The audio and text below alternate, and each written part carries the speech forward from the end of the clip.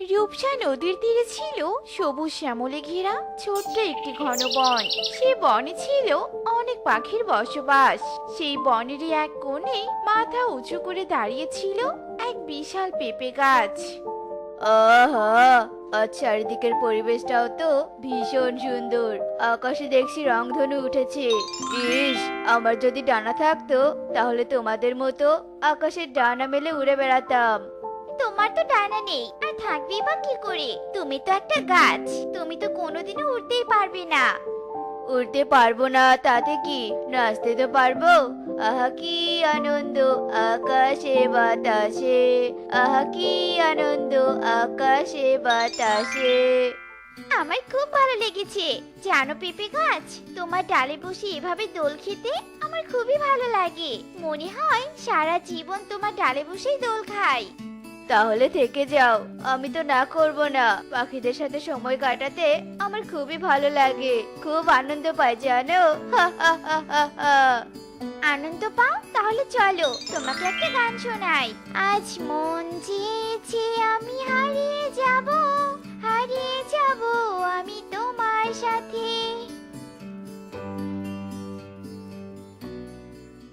পেঁপে গাছ, আজ আমি 1 টাকা রোজগার করতে পারিনি, দয়া করে আমাকে সাহায্য করো। তুমি সাহায্য না করলে বউ বাচ্চা নিয়ে আজ না খেয়ে থাকতে হবে। দয়া করে সাহায্য করো পেঁপে গাছ। কেঁদো না পাখি, কেঁদো না। তোমাদেরকে সাহায্য করার জন্যই তো আমি মাথা উঁচু করে দাঁড়িয়ে আছি। এই নাও পেঁপে, এগুলো দিয়ে আজকে দিনটা চালিয়ে নাও। আবার যদি কোনো সমস্যায় পড়ো তাহলে নির্দ্বিধায় আমার কাছে এসো, কেমন? হ্যাঁ হ্যাঁ, নিশ্চয়ই আসবো। তুমি ছাড়া তো আর সাহায্য করার কেউ নেই। এখন তবে চলি।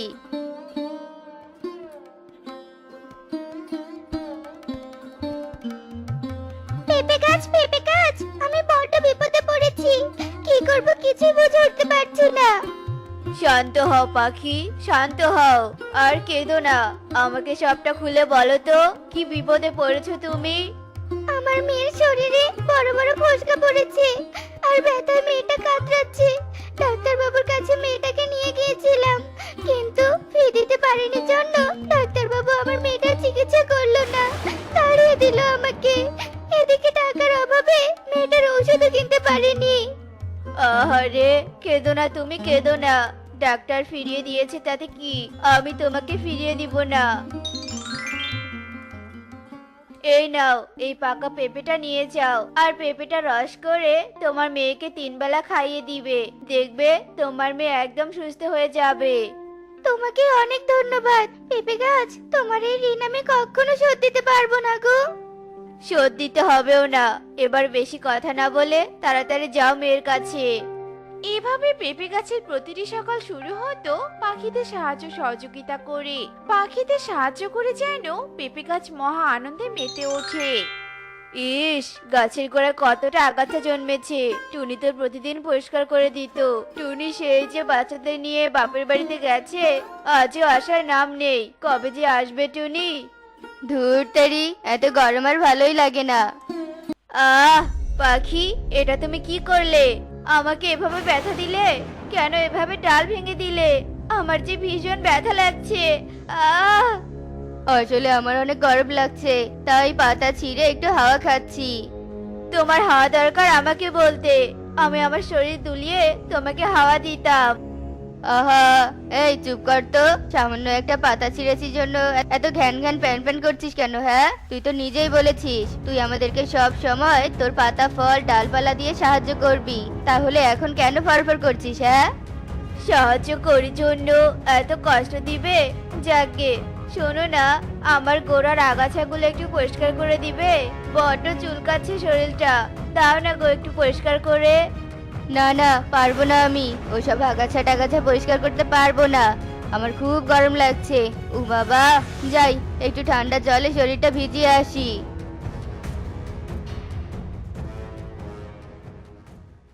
আমার কাছ থেকে এত সাহায্য নিলে, আর সামান্য আগাছা পরিষ্কার করে চাইলাম জন্য আমাকে এভাবে অবহেলা করে মুখ ফিরিয়ে নিলে।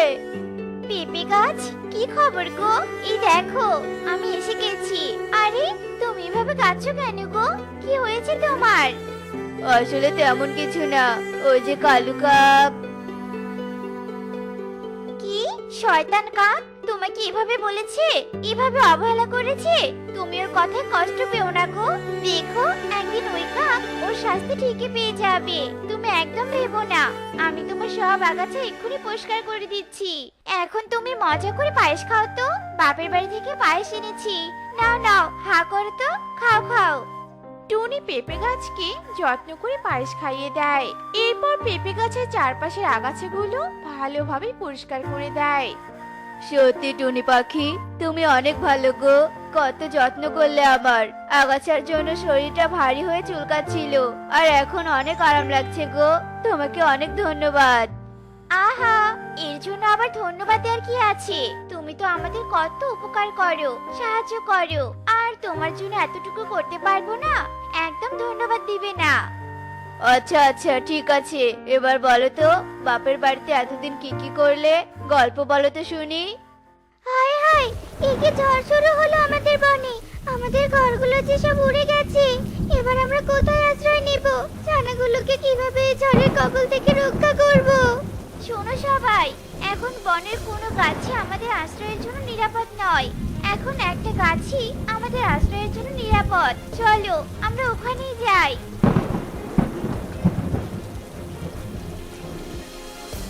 পেঁপে গাছ, ও পেঁপে গাছ, আমাদেরকে সাহায্য করো। ঝড়ে আমাদের ঘরবাড়ি সব উড়ে গেছে। আমরা সবাই আশ্রয়হীন হয়ে পড়েছি। দয়া করে আশ্রয় দাও। আরে আরে, এসো এসো, তোমরা সবাই আমার ঘরে আশ্রয় নাও। এসো এসো। এই রে, যা, আমার ঘরটা তো বাতাসে পড়ে ভেঙে গেল। যাই, তাড়াতাড়ি পেঁপে গাছের কাছে যাই, না হলে ঝড়ে আমার প্রাণটাই যাবে। পেঁপে গাছ, আমাকে তোমার ঘরে আশ্রয় দাও। আমার ঘর ভেঙে গেছে। দেখো, আমি বৃষ্টিতে ভিজে নেতিয়ে গেছি। দয়া করে সাহায্য করো। না পেঁপে গাছ, তুমি এই বজ্জাত স্বার্থপর কাককে একদমই আশ্রয় দিবে না। সেদিনও তোমাকে সাহায্য করেনি, মনে আছে তোমার? যে যেমন ব্যবহার করে তার সাথে ঠিক তেমন ব্যবহারই করা উচিত। ওকে তাড়িয়ে দাও। না না পেঁপে গাছ, তুমি তো সাহায্যকারী গাছ। তুমি বিপদে সবাইকে সাহায্য করবে, এটাই তো তোমার ধর্ম। আমি এখন অনেক অসহায়, দয়া করে আমাকে তাড়িয়ে দিও না। এই পাখিদের কথা তুমি শুনো না। আসলে সেদিন তো আমি ভুল করেছিলাম। শুধু ভুল না, সেদিন তুই চরম ভুল করেছিস। আমি তোকে অনেক সাহায্য করেছি, যখন যা চেয়েছিস তাই দিয়েছি। আর সেদিন সামান্য আগাছা পরিষ্কার করতে বলেছি জন্য আমাকে কথা শুনিয়ে মুখ বেঁকিয়ে সেখান থেকে চলে গেছিস। চলে যা, যা। আমি আজ তোকে কোনো সাহায্যই করব না। বাপরে, পেঁপে গাছ দেখি দেমাক দেখাচ্ছে। এর ঝাল তো আমি মিটিয়েই নিব, তবে তার আগে আশ্রয়টা নিতে হবে, নাহলে সারা রাত বৃষ্টিতে ভিজতে হবে। পেঁপে গাছ, আমার ভুল হয়ে গেছে, আমাকে ক্ষমা করে দাও। আমি আর কোনোদিন তোমার সাথে খারাপ ব্যবহার করব না। তোমার অনেক যত্ন নিব। দয়া করে আমাকে আশ্রয় দাও। দেখো, তুমি ছাড়া তো এ বনে সাহায্য করার মতো আর কেউ নেই। দয়া করো। আসলে আমি তো সাহায্যকারী গাছ। আমার কাছে কেউ সাহায্য চাইলে তাকে আমি ফিরিয়ে দিতে পারি না। ঠিক আছে, আমি তোকে ক্ষমা করে দিলাম। আয়, আমার ঘরে আশ্রয় নে। এভাবেই টানা 3 দিন পর ঝড় থামে। চারিদিকের পরিবেশ আবারও আগের মতো ফিরে আসে। তোমাকে অনেক ধন্যবাদ, ঝড়ের কটা দিন এভাবে আমাদের পাশে থাকার জন্য। ঝড় তো শেষ, এবার বনে নিশ্চয়ই অনেক গাছ পাবো। ঝড়ের কবলে তো অনেক গাছ ভেঙে গেছে। যাই যাই, তাড়াতাড়ি যাই, নয়তো অন্য কাঠুরিয়ে এসে নিয়ে যাবে। আরে, ওই তো একজন কাঠুরিয়া। যাই, এই সুযোগটাকে কাজে লাগিয়ে দেই। পেঁপে গাছ, আমার কিছু টাকা লাগবে গো। মেয়েটাকে স্কুলে ভর্তি করাবো, হাতে একদমই টাকা নেই। এই নাও পাখি, এসব বিক্রি করলে তুমি অনেক টাকা পাবে, আর তা দিয়ে তোমার মেয়েকে স্কুলে ভর্তি করাতে পারবে। আরে এই তো পেয়েছি সেই মহামূল্যবান গাছ। এই গাছ, শুনেছি তুই নাকি সবাইকে সাহায্য করিস। এবার তোকে আমি আমার সাথে নিয়ে যাব, আর সারা জীবন তোর থেকে সাহায্য নেব। এই, কে আপনি? হ্যাঁ, একদমই পেঁপে গাছের দিকে হাত বাড়াবেন না, এই বলে দিলাম। এই পাখি, চুপ কর তুই। একদম ফটর ফটর করবি না, দিব একেবারে গলাটা চিপে, তখন বুঝবি মজা। তোদের বনের কাক আমার কাছে এই পেঁপে গাছ বিক্রি করে দিয়েছে, আমি একে নিয়ে যাবই যাব। কেমন মজা দিলাম, সেদিন তো সবাই মিলে আমাকে অনেক অপমান করেছিস, এবার বোঝ ঠেলা। শয়তান কা, এত বড় বেইমানি করলি যে গাছের সাহায্য নিয়ে এতদিন বেঁচে ছিলি, আজ সেই গাছের ক্ষতি করতে দুবার ভাবলি না? তোর মতো স্বার্থপর তো আমরা নই। আমরা এতদিন পেঁপে গাছের সাহায্য নিয়েছি, এবার আমরা পেঁপে গাছকে সাহায্য করব। এই, কে কোথায় আছো? তাড়াতাড়ি এসো এখানে। টুনির ডাক শুনে বনের সব পাখিরা ছুটে আসে আর সবাই মিলে রাঘব কাঠুরিয়াকে ঠোকরাতে থাকে।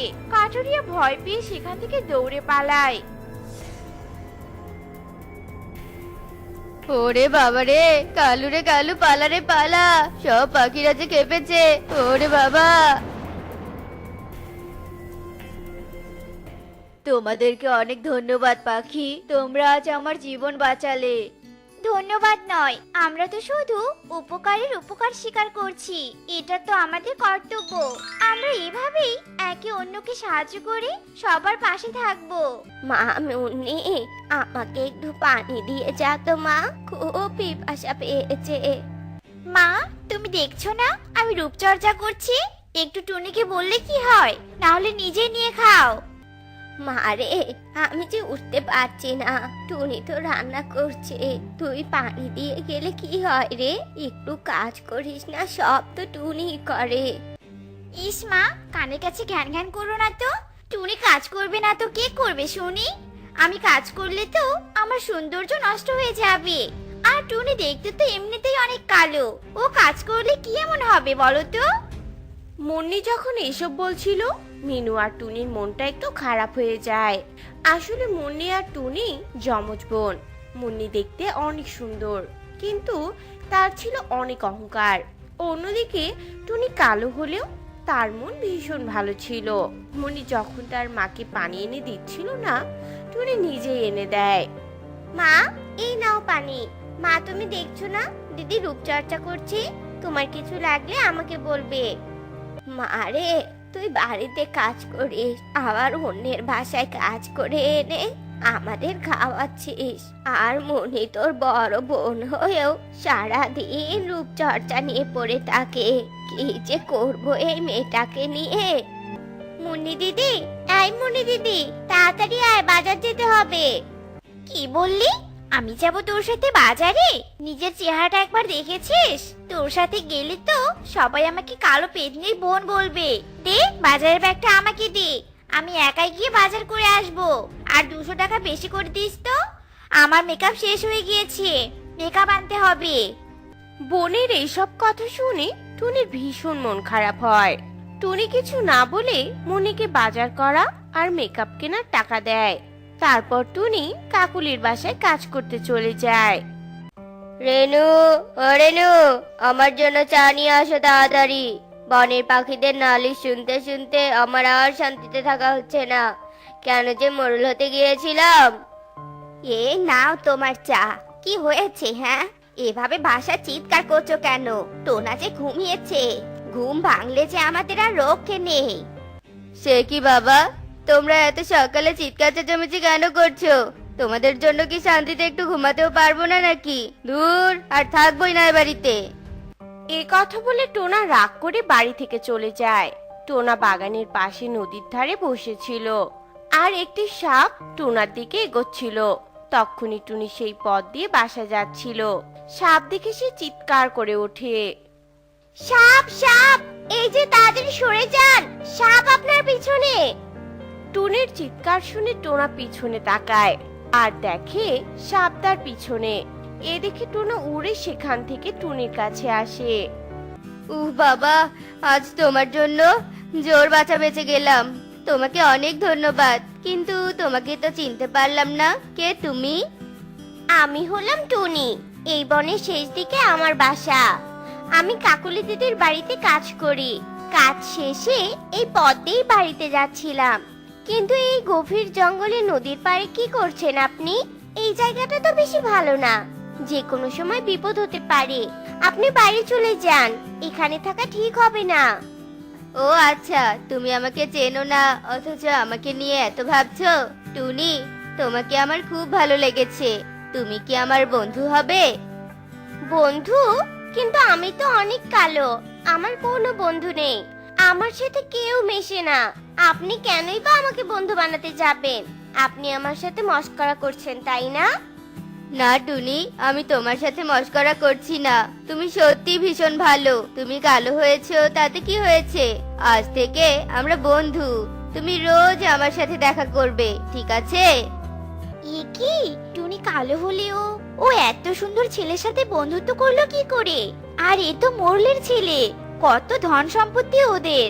না, এই ছেলেকে আমার বিয়ে করতেই হবে। আজই মাকে নিয়ে মোরলের বাসায় যাব। এ কথা বলে মুন্নি তার মাকে নিয়ে টোনাদের বাসায় যায় আর বিয়ের প্রস্তাব দেয়। এত সুন্দর মেয়ে দেখে টোনার বাবা বলে, বাহ, ভারী মিষ্টি মেয়ে, আমার টোনার সাথে বেশ মানাবে। তোমাকে আমার খুব পছন্দ হয়েছে। কালই টোনার সাথে তোমার বিয়ে দিব, আমার পুত্রবধূ করে নিয়ে আসবো। এদিকে টোনার বাবা মুন্নিকে পুত্রবধূ করবে বলে কথা দেয়। এসবের কিছুই টোনা জানতো না। টোনা টুনিকে বলে, টুনি, আমরা এভাবে আর কতদিন থাকবো? তোমার যদি আপত্তি না থাকে আমি তোমাকে বিয়ে করতে চাই। আমি আজই বাবাকে তোমার কথা বলবো। না টোনা, আমার কোনো আপত্তি নেই, কিন্তু টোনা তোমার বাবা কি আমাকে পছন্দ করবে? আমার মনে হয় তোমার বাবা আমার সাথে বিয়ে দিতে রাজি হবে না। না টুনি, তুমি জানোই না, আমার বাবা আমাকে খুব ভালোবাসে। আমার দীর্ঘ বিশ্বাস আমার বাবা আমাদের সম্পর্কটা মেনে নিবে। এ কথা বলে টোনা বাড়ি চলে যায় আর টুনির কথা তার বাবাকে বলে। রাজু এসব শোনার পর ভীষণ রেগে যায়। রেগে গিয়ে বলে, এইসব তুই কি বলছিস টোনা? ওই কালো মেয়েকে আমি কিছুতেই মেনে নিব না। আমার বাসার বউ হওয়ার ওর কোনো যোগ্যতা নেই। আমি তোর জন্য অনেক সুন্দর মেয়ে দেখেছি, আর কালই তোদের বিয়ে। এ নিয়ে আমি আর কোনো কথাই শুনতে চাই না। আমি কোনে পক্ষকে কথা দিয়ে এসেছি, এই কথার বাইরে আমি এক চুলও নড়ব না, এই আমি বলে দিলাম। এভাবেই টুনি আর টোনার সম্পর্কটা শেষ হয়ে যায়। আজ টুনির বাহ্যিক সৌন্দর্যের কারণে সমাজ তাকে কালো বলে কলঙ্কিত করে দিচ্ছে। রাজু ধুমধামে টোনা আর মুন্নির বিয়ে দিয়ে দেয়। টুনির ভীষণ কষ্ট হয়। সে কখনো টোনার সামনে আসেনি। দেখতে দেখতে কেটে যায় 1টি মাস।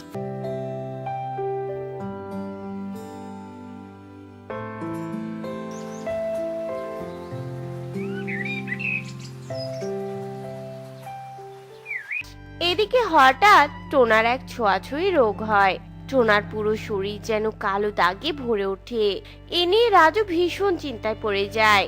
একদিন রাজু কান্না করতে করতে মুন্নিকে বলে, বৌমা, আমার টোনার কি যে হলো?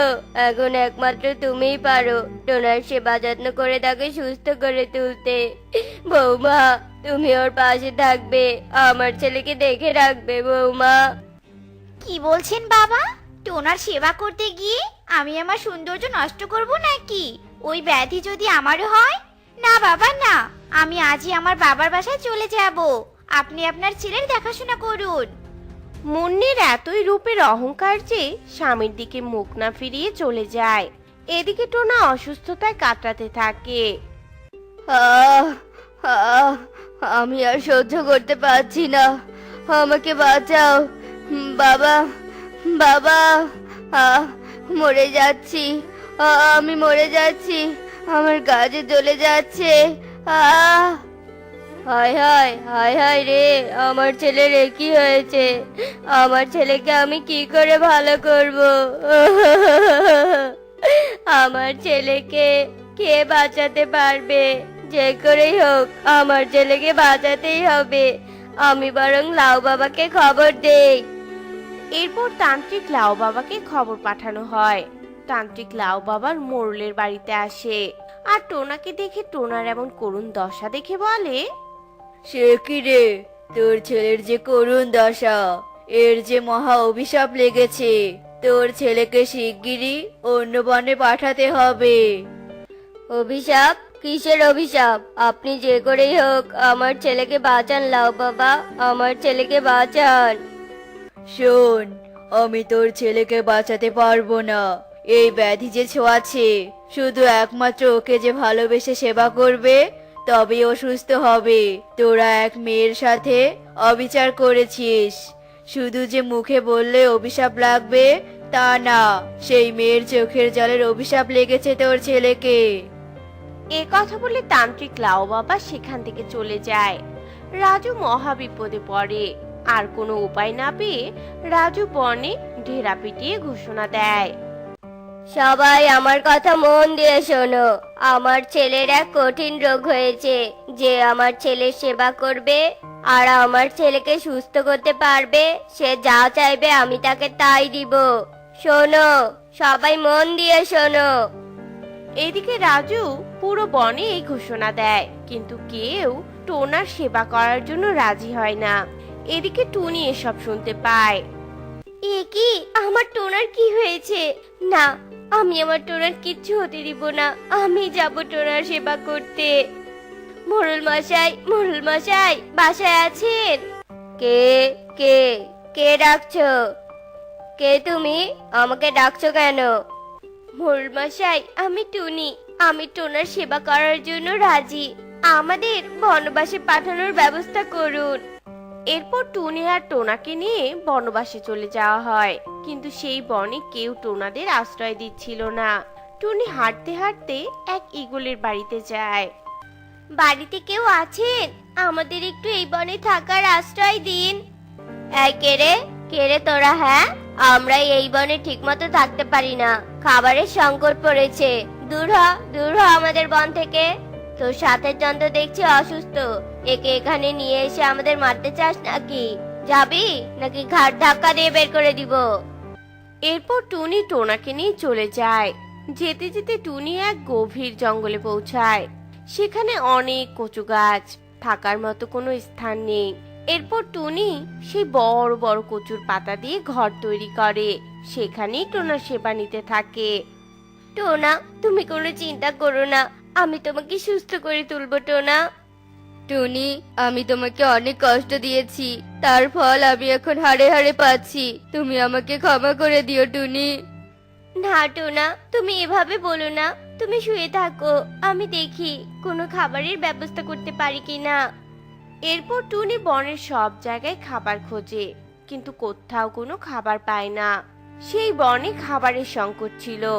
এরপর টুনির মাথায় একটা বুদ্ধি আসে। আচ্ছা, এই বনে তো খাবারের সংকট। আমি যদি এই বনে কচুগুলো দিয়ে কচু পাতার বড়া বানিয়ে বিক্রি করি, সবাই খেতেও পারবে আর আমি টোনার চিকিৎসাও করাতে পারবো। এরপর টুনি কচু পাতার বড়া বানায় আর সেগুলো বনে ঘুরে ঘুরে বিক্রি করতে থাকে। এই কচু পাতার বড়া নিবেন? কচু পাতার বড়া খেতে দারুণ সুস্বাদু। একবার খেলে বারবার নিয়ে এই কচু পাতার বড়া খাবেন। কচু পাতার বড়া, কচু পাতার বড়া। একে একে সবাই টুনির কচু পাতার বড়া নেওয়ার জন্য ভিড় বেঁধে দেয়। সবাই টুনির কাছে কচু পাতার বড়া নিয়ে খেতে থাকে। বড়াগুলো খেতে তো দারুণ। এই কচু পাতার বড়া খেলে সবার আর খিদে লাগবে না, খাবারের সংকটও কমে যাবে। আর আমি কি না এই লক্ষ্মী মেয়েটাকে বন থেকে বের করে দিচ্ছিলাম, আজ এর জন্যই আমরা খাবার পাচ্ছি। ধীরে ধীরে টুনি সব কচু পাতার বড়া বিক্রি করে ফেলে। তার বেশ টাকা লাভও হয়। টুনি টোনার কাছে আসে। টুনি অনেক জড়িবুটি লাগিয়ে টোনাকে সুস্থ করে তোলে। দেখতে দেখতে কয়েকদিন কেটে যায়।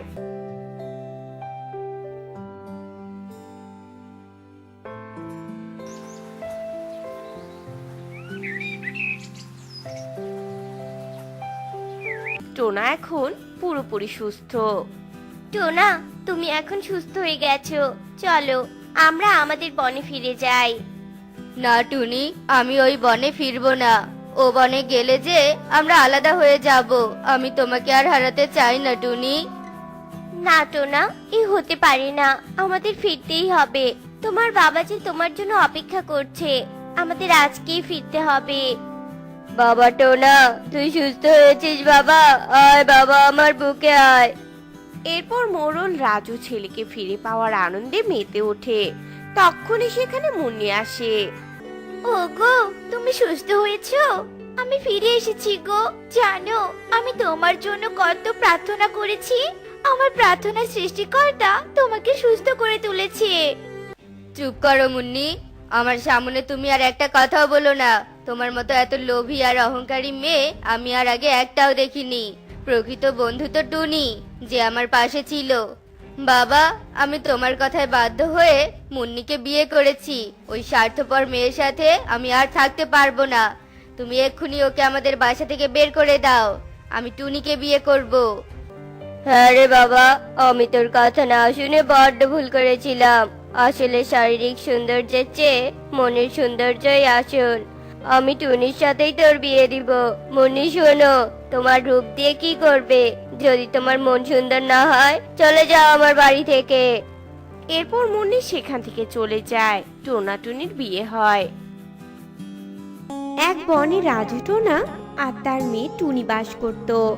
রাজু টোনা ছিল খুব গরিব। টুনি আর রাজু টোনা দুবেলা ঠিক মতো খেতেও পারতো না। একদিন রাজু দাদা, ও রাজু দাদা, বাড়ি আছো তুমি? এক দরকারি প্রয়োজনে এসেছি গো, বেরিয়ে এসো তাড়াতাড়ি। কবুতরের ডাক শুনে রাজু টোনা বাহিরে আসে। আর রাজু টোনাকে দেখে কবুতর বলে, শহর থেকে তোমার মেয়ের জন্য বিয়ের সম্বন্ধ এনেছি গো। পাত্রপক্ষকে তোমার মেয়ের ছবি দেখিয়েছি, ওদের ভীষণ পছন্দ হয়েছে। পাত্র অনেক ভালো আর অনেক টাকা পয়সা আছে। দাদা, তুমি রাজি হয়ে যাও, মেয়ে তোমার সুখেই থাকবে। কবুতর দাদা, তুমি তো আবার নিজের মানুষ, নিশ্চয় আমার মেয়ে সুখে থাকবে এমন চিন্তাই তো করবে। সেটা আমি জানি গো। তবে কবুতর ভাই, আমার এতে কোনো আপত্তি নেই। আমার মেয়েকে যদি পাত্রপক্ষ পছন্দ করে তবে আমারও কোনো আপত্তি নেই, আমি রাজি। রাজু টোনার এই কথা শুনে কবুতর ভীষণ খুশি হয় আর পাত্রপক্ষকে জানিয়ে বিয়ের 3 তারিখ ঠিক করে। মহা ধুমধামে টুনি আর টোনার বিয়ে হয়ে যায়। তারপর টুনি, ও টুনি, কোথায় গো তুমি? এদিকে এসো তো, তোমাকে একটা কথা বলবো। টোনার ডাক শুনে টুনি টোনার কাছে আসে আর বলে, কি গো, এত ডাকছো কেন? আমি তোমার জন্য রান্না করছি। রান্নার দেরি হয়ে যাবে, তাড়াতাড়ি বলো তো কিসের জন্য ডাকছো আমাকে? আহা টুনি, এত ব্যস্ত হতে হবে না। আজ তুমি বাড়িতে কোনো রান্না করবে না। তুমি তো শহরের কোনো রেস্টুরেন্টে কোনোদিন খেতে যাওনি। আজ তাই আমি ভাবছি অফিস ছুটির পর তোমাকে নিয়ে রেস্টুরেন্টে খেতে যাব। তুমি সেজে গুজে রেডি হয়ে থেকো। বিয়ের পর তোমাকে নিয়ে তো কোথাও ঘুরতে যাইনি, তাই ভাবছি এবার রেস্টুরেন্টে খাওয়াও হবে আর তোমাকে শহর ঘুরিয়ে দেখানোও হবে। আচ্ছা, আমি তবে এবার অফিসে যাই। তুমি রেডি হয়ে থেকো কিন্তু। বাই টুনি। এ কথা বলে টোনা অফিসে চলে যায়। আর টোনার কথা শুনে টুনি ভীষণ খুশি হয়। তারপর টুনি বিকেল বেলা টোনার কথা মতো সেজে গুজে রেডি হয়ে থাকে। টোনা অফিস থেকে ফিরে আসলে টোনা টুনি শহরের রেস্টুরেন্টে খাবার খেতে যায়। বলো টুনি, তুমি কি খাবে? তুমি যা খেতে চাইবে আমি তাই অর্ডার দিব। টোনার কথা শুনে টুনি লজ্জা পেয়ে বলে, আসলে টোনা, আমি তো কোনোদিনও রেস্টুরেন্টে আসিনি, তাই তো আমি জানি না যে এই রেস্টুরেন্টে কি কি খাবার পাওয়া যায়। তুমি বরং অর্ডার করো টোনা, তুমি যা খাবে আমিও তাই খাবো। টুনির কথা শুনে টোনা খাবারের অর্ডার দেয়। আর কিছুক্ষণ পর ওয়েটার থালা ভর্তি করে খাসির মাংস আনে। তারপর টোনা টুনি খেতে শুরু করে। খাসির মাংস খেতে খেতে টুনি বলে, আহা, কি অমৃত খাবার! জানো টোনা, আমি জীবনেও এত সুন্দর খাসির মাংস খাইনি। আর টোনা, তুমি এটুকু খাসির মাংস অর্ডার দিয়েছো কেন বলো তো? আরো খাসির মাংসের অর্ডার দাও।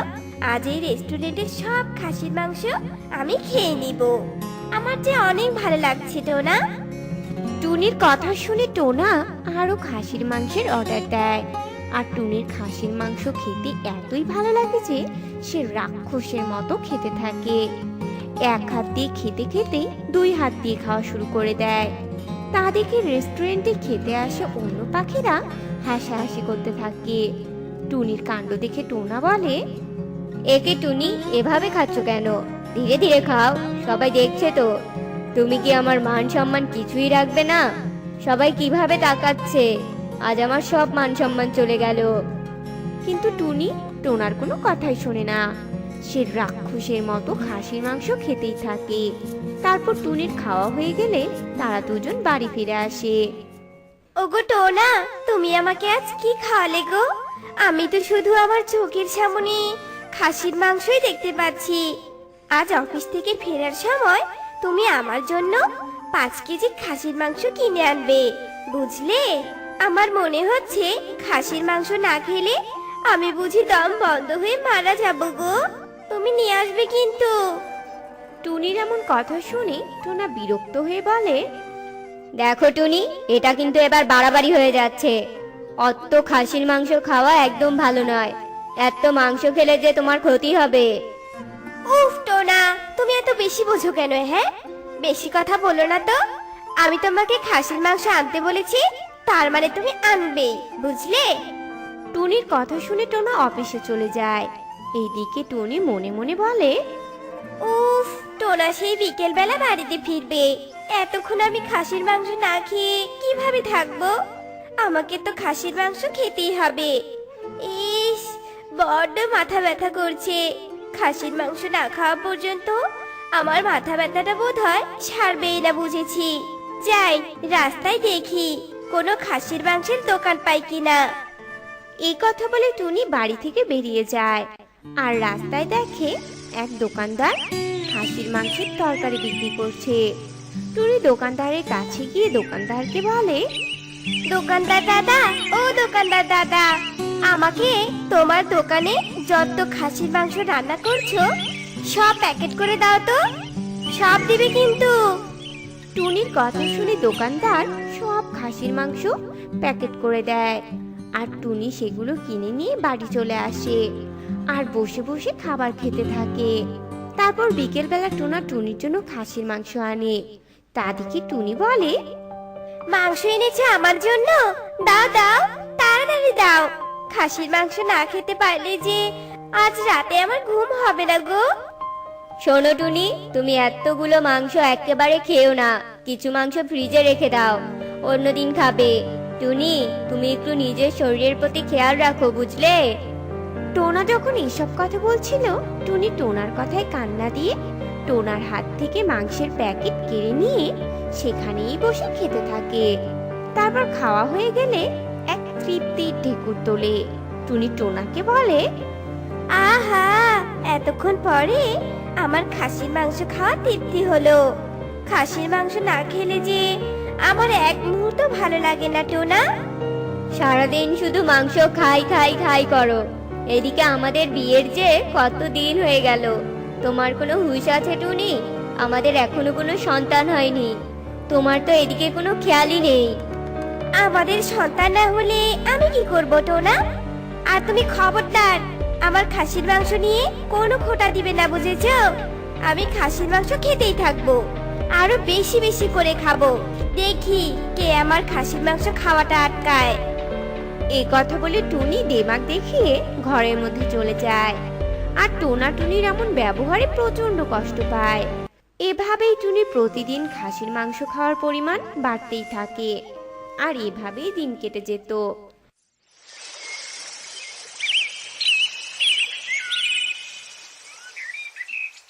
একদিন টুনির প্রচন্ড পেট ব্যথা শুরু হয়। টুনিকে নিয়ে টোনা হাসপাতালে ছুটতে থাকে। টুনিকে হাসপাতালে ভর্তি করিয়ে দেওয়ার পর ডাক্তার টুনিকে দেখে বলে, মিস্টার টোনা, আপনার স্ত্রীর অতিরিক্ত মাংস খাওয়ার জন্য পেটে চর্বি জমে গেছে, তাই আপনার স্ত্রীর পেটে ব্যথা শুরু হয়েছে। আর একটা ভীষণ দুঃসংবাদ আছে মিস্টার টোনা, অতিরিক্ত মাংস খাওয়াতে আপনার স্ত্রীর পেটের মধ্যে ডিম ধরে রাখার ধারণ ক্ষমতা হারিয়ে ফেলেছে। মিস্টার টোনা, মিসেস টুনি যে আর কোনোদিনও মা হতে পারবে না। সরি মিস্টার টোনা। ডাক্তারি কথা শুনে টোনা কাঁদতে থাকে আর টুনিকে গিয়ে সব জানায়। সব শুনে টুনিও কান্না করে বলে, হায় ঈশ্বর, এ আমি নিজে নিজেই কি ক্ষতি করে ফেললাম আমার এই অতিরিক্ত মাংস খাওয়ার ফলে আমি যে আর কোনোদিনও মা হতে পারবো না। আমার এই ভুলের ক্ষমা আমি কিভাবে পাবো? এই ভুলের যে কোনো ক্ষমা নেই। টুনি, আমি তোমাকে কত নিষেধ করেছিলাম, কিন্তু তুমি আমার কোনো কথাই শোনোনি। আজ তোমার জন্য আমরা বাবা মা হওয়া থেকে বঞ্চিত হলাম। আর কোনোদিনও আমরা বাবা মা হতে পারবো না টুনি। টোনার কথা শুনে টুনি নিজের কপাল নিজে চাপতে থাকে আর কাঁদতে থাকে। কিন্তু টুনি যা ভুল করেছে তার কোনো সমাধান নেই। বাকি জীবন টুনির ভুলের জন্য তাদের কাঁদতে কাঁদতেই জীবন পার করতে হবে। বন্ধুরা, অতিরিক্ত কোনো কিছুই আমাদের শরীরের জন্য ভালো নয়, তাই সব খাবার আমাদের পরিমিত খাওয়া উচিত। অতিরিক্ত খাবার আমাদের শরীরে রোগের বৃদ্ধি ঘটায়। সুস্থ থাকতে হলে আমাদের পরিমিত খাবার খেতে হবে।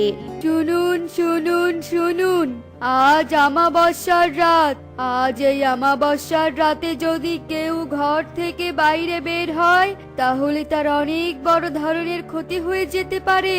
তাই আজকের রাতে কেউ ঘর থেকে বাইর হবেন না। শুনুন শুনুন শুনুন। হে কি, তুমি এসে গেছো? আর এত টাকা খরচ করে এতগুলো ফল কিনে আনার কি দরকার ছিল বলো তো? তোমার কাছে তো কিছু টাকা রেখে দিতে পারতে, কারণ বলা তো যায় না কখন কোন বিপদ চলে আসে।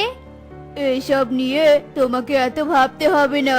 এখন এই সবগুলো ফল তুমি খাবে, আর তুমি খেলেই তোমার গর্ভে থাকা আমাদের সন্তানরা সুস্থ থাকবে। আর শোনো, আজকে কেন জানি আমার শরীরটা ভালো লাগছে না, তাই আমি একটু বিশ্রাম নিব।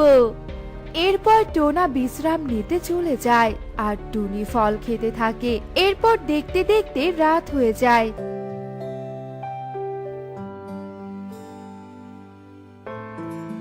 আর রাত হতেই টোনা অনেক জোরে চিৎকার করতে থাকে। মরে গেলাম, বুকের ব্যথায় মরে গেলাম। টুনি টুনি, বাঁচাও আমাকে, বাঁচাও। কি, তুমি এভাবে চিৎকার করছো কেন? কি হয়েছে তোমার? আমি মনে হয় আর বাঁচবো না টুনি। আমার যে বুকের ব্যথাটা বেড়ে গেছে। তুমি আমাদের সন্তানদের দেখে রেখো টুনি, দেখে রেখো। না টোনা, তোমার কিচ্ছু হবে না। আমি এক্ষুনি ডাক্তার নিয়ে আসছি, তুমি কোনো চিন্তা করো না। না টুনি, তুমি বাইরে যেও না। আজকে যে অমাবস্যার রাত, তোমার যে অনেক বড় ক্ষতি হয়ে যাবে। হে সৃষ্টিকর্তা, তুমি আমার টুনিকে রক্ষা করো, রক্ষা করো। এরপর টনি টর্চ লাইট নিয়ে ডাক্তারের দোকানের দিকে চলে যায়। আর কিছু দূর যাওয়ার পর টুনি হঠাৎ অনেক অসুস্থ হয়ে যায় আর মাথা ঘুরে সেখানেই পড়ে যায়। আর সাথে সাথেই তার হাতে থাকা টর্চ লাইটটা মাটিতে পড়ে যায়। হে কি, আমার মাথাটা এভাবে ঘুরছে কেন? তবে কি আমার ডিম দেওয়ার সময় হয়ে গেছে? কিন্তু আমি এখন কোথায় ডিম দিব? চারদিকটা এত অন্ধকার হয়ে আছে যে আমি সামনে কিছুই দেখতে পাচ্ছি না। হে সৃষ্টিকর্তা, তুমি আমার ডিমদেরকে রক্ষা করো। এরপর টুনি তার পাশে থাকা খড়ের বাসার উপর দুটো ডিম দেয়। আর টুনি তার হাত দিয়ে যেই ডিম দুটো নিতে যায় অমনি সে তার টর্চটা খুঁজে পায়। আর টর্চটা জ্বালিয়ে যেই তার ডিমের দিকে তাকায় অমনি সেখানে 4টা ডিম দেখতে পায়। হে কি, আমি তো দুটো ডিম দিলাম, তাহলে এখানে 4টা ডিম এলো কোথা থেকে? তবে কি এই খড়ের বাসাটায় কেউ থাকে আর সে এখানেই দুটো ডিম দিয়েছিল? যাই বাবা, আমি আমার দুটো ডিম নিয়ে তাড়াতাড়ি এখান থেকে চলে যাই। এরপর টুনি তার 2 ডিম নিয়ে সেখান থেকে ডাক্তারের কাছে চলে যায়। আর এদিকে সেই খড়ের বাসাটায় একটা মা সাপ চলে আসে।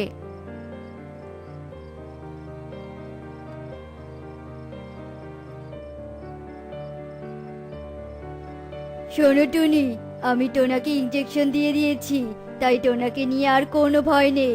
কিন্তু আমার তো তোমাকে নিয়ে চিন্তা হচ্ছে, কারণ তুমি আজকের এই অমাবস্যার রাতে গর্ভবতী অবস্থায় ঘরের বাহিরে গিয়েছিলে, আর বাহিরে গিয়ে ডিমও দিয়েছো। নিজের খেয়াল রেখো টুনি। আমি তাহলে আজ আসি। তোমাকে আমি কতবার করে বললাম তুমি ঘরের বাহিরে বের হইও না। কিন্তু তুমি আমার কোনো কথাই শুনলে না। আর যদি তোমার কিছু হয়ে যেত তাহলে আমি কি নিয়ে বাঁচতাম বলো তো? ভয় পেও না তো, দেখতে পাচ্ছ না আমার কিছু হয়নি। আর সৃষ্টিকর্তার আশীর্বাদে আমাদের 2 ডিমেরও কোনো ক্ষতি হয়নি। অনেক রাত হয়েছে, এখন এত চিন্তা না করে বিশ্রাম করো। এরপর টোনা ও টুনি ঘুমিয়ে পড়ে আর এভাবে সেই রাত কেটে যায়।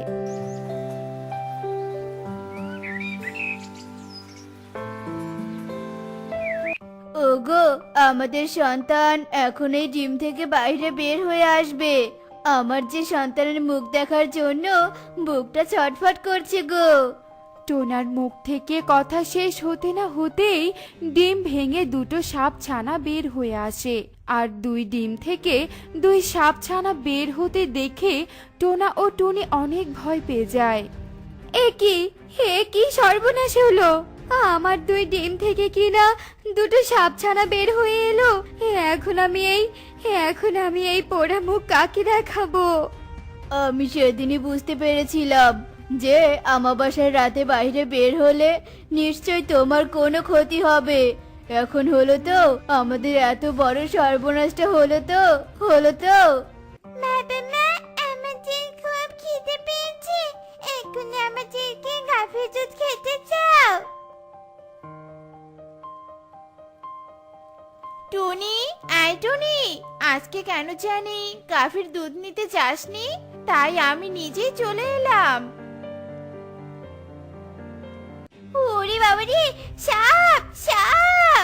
এ কি রে টুনি, তোরা দুজন ঘরের ভিতর সাপ নিয়ে কি করছিস? তোদের কি সাপ দেখে ভয় করে না নাকি?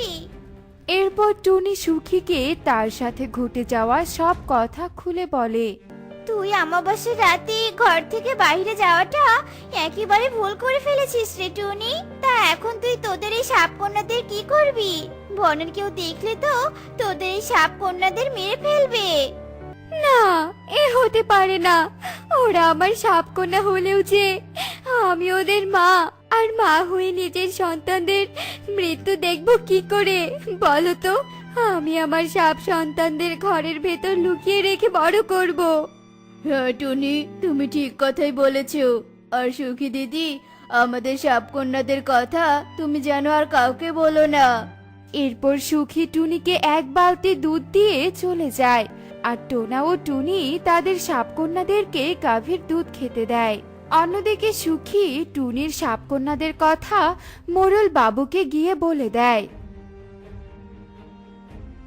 কি বলছিস এসব? টুনি কিনা সব সন্তান জন্ম দিয়েছে, আর টুনির সব সন্তান আর একটু বড় হলে তো আমাদেরকে মেরে ফেলবে।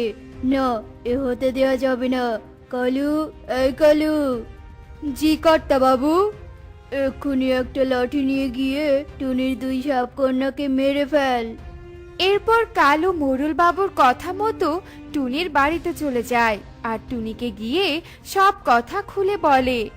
না কালু দাদা, তুমি আমার সাপকন্যাদের মেরো না। আমি আজ রাতে এদের জঙ্গলে রেখে আসব।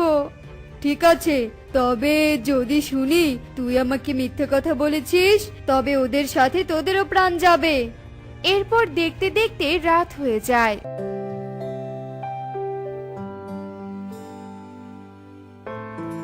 আর রাত হতেই টোনা ও টুনি তাদের সাপকন্যাদের জঙ্গলে রেখে আসতে চলে যায়। আমাদের তোরা মাফ করে দিস রে, আমরা তোদের মা বাবার আদর দিতে পারলাম না। কিন্তু আমি আমার মেয়েদেরকে মায়ের আদর দিব। তুমি আমার মেয়েকে আমার কাছে তুলে দাও টুনি, আর তুমি তোমার 2 মেয়েকে নিয়ে চলে যাও। এই যে এরা, আর এরাই হলো তোমার 2 মেয়ে। এসব তুমি কি বলছো? আমরা তো তোমার কথা কিছুই বুঝতে পারছি না। আমি বলছি, সেদিন ছিল আমাবাসার রাত।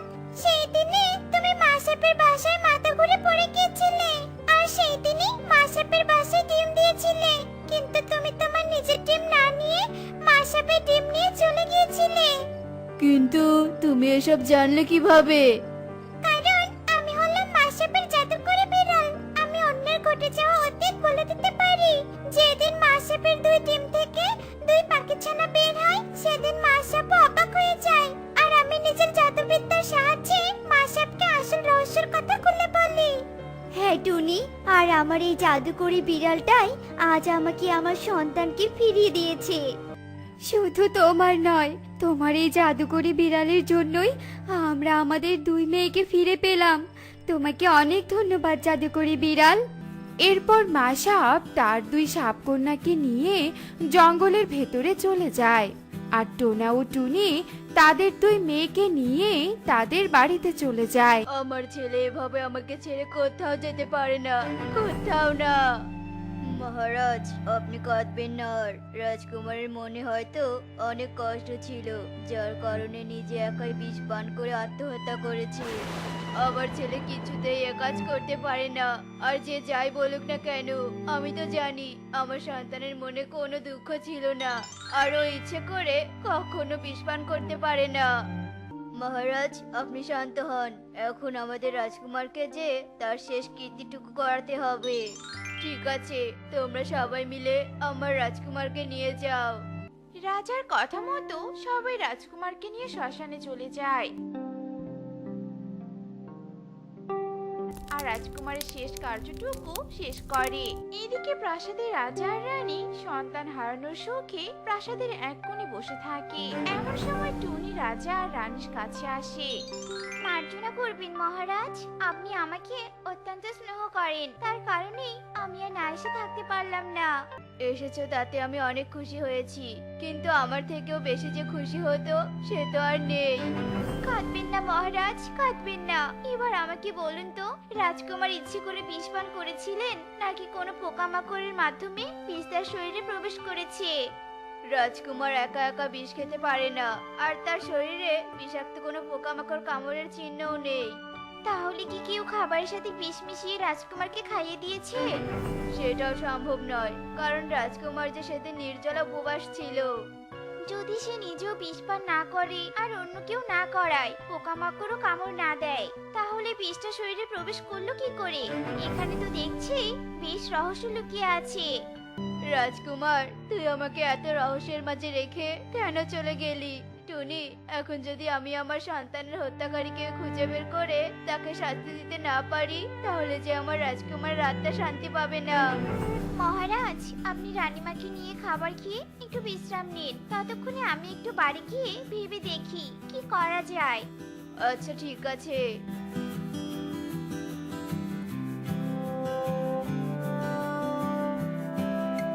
এরপর টুনি তার বাড়ি ফিরে আসে, আর রাজা কোনো রকমে বিশ্রাম নিতে থাকে।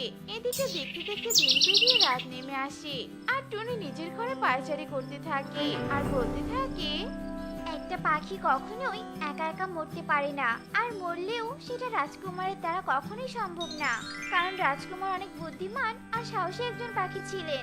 এদিকে আবার পোকামাকড়ও কামড়ায়নি।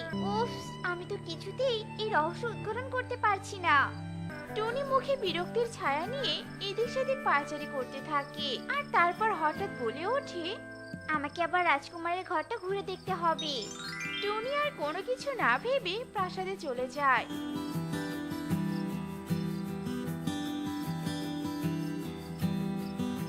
আর রাজকুমারের ঘরে ঘুরে ঘুরে দেখতে থাকে।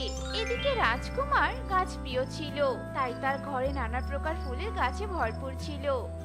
এখানেও তো আমি আর কোনো কিছুই পেলাম না, তাহলে কি আমি ব্যর্থ হব? না না, এভাবে তো ব্যর্থ হওয়া একদম যাবে না, আমাকে সফল হতেই হবে। তার জন্য আমাকে গুরুদেবের কাছে যেতে হবে, একমাত্র গুরুদেবই পারবে আমাকে সাহায্য করতে। টুনি আর কোনো দিকে না দেখে গুরুদেবের উদ্দেশ্যে বেরিয়ে পড়ে। আর বেশ কিছু দূর হাঁটার পর টুনি গুরুদেবের গুহায় গিয়ে পৌঁছায়, আর গুরুদেবকে সব ঘটনা খুলে বলে। এসব কারণে যদি বিষ দেহে না পৌঁছায় তাহলে মৃত্যু কখনোই হতে পারে না। গুরুদেব, এমন কি কোনো কিছু আছে যেটা স্পর্শ করালেই বিষ একা একাই দেহের ভিতরে পৌঁছে যাবে? আছে, সেটা হলো লেবু গাছের মিষ্টি কলা। সেই লেবু গাছের মিষ্টি কলা আবিষ্কার করা হয়েছে বিষাক্ত হওয়ার জন্য। তবে সেটা এখন আবিষ্কার হয়নি। অনেক আগে যখন জঙ্গলে শত্রুপক্ষের আক্রমণ খুব বেশি চলতো, তখন নবাবেরা তাদের রাজ্য বাঁচানোর জন্য এই গোপন জিনিস আবিষ্কার করে আর শত্রুদের বুদ্ধি দিয়ে হারিয়ে রাজ্য ছাড়া করে দেয়। তার মানে সেই গোপন জিনিস দিয়েই রাজপুত্রকে মারা হয়েছে, কিন্তু আমি তো রাজকুমারের ঘরে সেই জিনিস দেখলাম না। তাহলে কি আমার চোখের ভুল ছিল? ওই জিনিসটা অবশ্যই প্রাসাদে আছে। আগেই কাউকে কিছু না বলে কৌশলে তুই গাছটা খুঁজে বের কর, আর একবার যদি গাছ খুঁজে বের করতে পারিস তাহলে খুনিকেও খুব সহজেই বের করতে পারবি। ঠিক আছে গুরুদেব, আমি এক্ষুনি যাচ্ছি। আপনি আমাকে আশীর্বাদ করুন। গুরুদেব টুনিকে আশীর্বাদ করে দেয়, আর টুনি গুরুদেবের আশীর্বাদ নিয়ে রাতের আধারে আবার প্রাসাদের দিকে ফিরে যেতে থাকে। আর কিছু দূর যেতেই টুনি খুব ক্লান্ত হয়ে পড়ে। সারাদিন অনেক ধকল গিয়েছি, তার উপর আবার ঘুমটাও ঠিকঠাক ভাবে হয়নি। তার কারণেই হয়তো এতটা ক্লান্ত লাগছে। আমি বরং এখানে শুয়ে একটু বিশ্রাম নিয়ে নেই। ভোরের আলো ফোটার সাথে সাথেই প্রাসাদে ফিরে যেতে হবে। এরপর টুনি গাছের তলায় ঘুমিয়ে পড়ে, আর দেখতে দেখতে সকাল হয়ে আসে। আর তখনই কালু কাক টুনির পাশ দিয়ে হন্তদন্ত হয়ে হেঁটে যেতে থাকে। আর কালুর হাঁটার আওয়াজে টুনির ঘুম ভেঙে যায়। আরে আরে, এই ছেলেটা তো দ্রুত গতিতে প্রাসাদের দিকে কেন যাচ্ছে? দেখি তো গিয়ে। টুনি কালু কাকের সাথে বেশ কথা বলার চেষ্টা করে, কিন্তু কোনোভাবেই তার আর নাগাল পায় না। ওর পিছনে ছুটে আমার আর কোনো লাভ নেই। আমি বরং আমার কাজ করতে থাকি।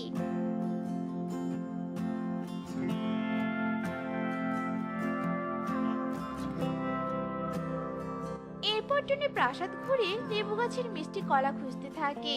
আর খুঁজতে খুঁজতে টুনি রাজকুমারের কক্ষের বেলকনিতে যায়, আর সেখানে সেই লেবু গাছটা দেখতে পায়। গুরুদেব তো ঠিকই বলেছিল, এই কলার কারণেই তাহলে রাজকুমারের মৃত্যু হয়েছে। কিন্তু এই গাছ এখানে কি করে এলো? আমাকে এক্ষুনি মহারাজের সাথে এ নিয়ে কথা বলতে হবে। এরপর টুনি রাজার কাছে যায়। টুনি, পেলে আমার ছেলের খুনিকে? না মহারাজ, এখনো খুঁজে পাইনি, তবে পেয়ে যাব হয়তো খুব শীঘ্রই। আমার ছেলের আত্মাকে যে আমি কবে শান্তি দিতে পারবো? আপনার কষ্টটা আমি বুঝতে পারছি মহারাজ, তবে আপনি আমাকে এটা বলুন তো, কে রাজকুমারকে গাছ এনে দিত? আর রাজকুমার কি সেগুলোকে নিজের ঘরে রেখে দিত? ওটা তো আমাদের বাগানের মালির ছেলে কালু করে দিত। কালুর বাবা মারা যাবার পর থেকে ছেলেটা অনেক অসহায় হয়ে পড়ে, আর তখন থেকেই আমি ওকে আশ্রয় দিয়ে স্নেহ দিয়ে আমার এখানেই রেখেছি। বুঝতে পেরেছি মহারাজ, এখানেই আছে তাহলে সেই আসল রহস্য।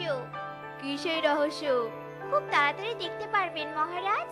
রাজা আর টুনির সব কথা কালু আড়াল থেকে শুনে নেয়, আর মনে মনে ভাবতে থাকে, এই টুনিটা তো মনে হয় অনেক চালাক। আমাকে এক্ষুনি ওই লেবু গাছটা রাজকুমারের ঘর থেকে সরিয়ে ফেলতে হবে, নয়তো যখন তখন আমি ধরা পড়ে যাব। কালু কাক তাড়াহুড়ো করে রাজকুমারের কক্ষে যায়। আর যেই না গাছটা নিয়ে পালিয়ে যেতে ধরে, তখনই টুনি আর রাজা সেখানে এসে হাজির হয়। এই গাছ নিয়ে তুমি কোথায় যাচ্ছ? কোথায় আবার, বাইরে ফেলে দিতে। রাজকুমার তো আর এখন নেই, তাই গাছগুলো যত্ন নেওয়ারও তো কেউ নেই। অযত্নে গাছগুলো মারা যাবে, তাই কিছু বাগানে আর কিছু বাইরে ফেলে দিতে যাচ্ছি। আমি যতদূর জানি এই গাছটা বিষাক্ত একটা গাছ। না না, এই গাছে কোনো বিষ নেই, এটা তো সাধারণ একটা গাছ। তাই নাকি? তাহলে এই গাছের কলাটা ছিঁড়ে তোমাকে খাইয়ে দিই। দাও, আমি এক্ষুনি খাইয়ে দিচ্ছি। না না, এটা করো না, এটাতে যে বিষ আছে। আমি এত তাড়াতাড়ি মরতে চাই না। না। নিজে তো মরার জন্য ভয় পাচ্ছো, আর রাজকুমারকে মেরে ফেলেছো। কালু, তোকে আমি আমার নিজের সন্তানের মতো করে স্নেহ করতাম। সন্তানের মতো করে? কিন্তু সন্তান তো আর নয়, তাই আমি রাজকুমারকে মেরে ফেলেছি, যাতে করে আপনাদের কষ্টের সুযোগ নিয়ে এই রাজ্যের রাজা হতে পারি। আর তোর সেই লোভের কারণেই এখন তোর স্থান কারাগারে। কে কোথায় আছিস? একে কারাগারে নিক্ষেপ কর।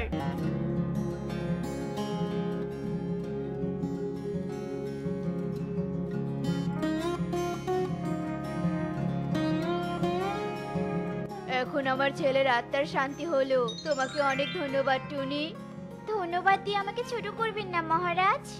এরপর থেকে রাজা আবার আগের মতো করে রাজ্য পরিচালনা করতে থাকে। তো বন্ধুরা, আমাদের আজকের গল্পটি তোমাদের কাছে কেমন লেগেছে তা কমেন্টে জানাতে ভুলো না কিন্তু।